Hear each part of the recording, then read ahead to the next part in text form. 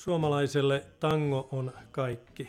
Tangoa osaavat Suomessa kaikki, niin pienet, keski-ikäiset kuin vanhukset. Tulen tuolta pohjoisesta, Lapista ja olen vuoden 1986 tango.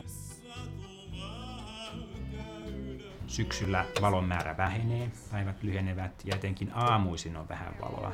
Ja se voi johtaa kaamosoireisiin syksyn ja talven aikana. Sitten sä pyöräytät sen rullan kerran ja aha, huti, sä pyöräytät uudestaan poiksi. Se osuu.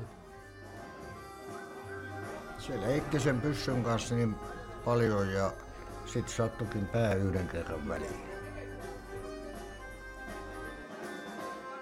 Talven sään, niin kutsuu tuuli keväinen taas Suomeen lastaan. Tangon soidessa kaikki on mahdollista, kaikki on luvallista.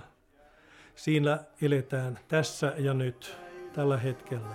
Niin kutsuu tuuli keväinen taas Suomeen lastaan.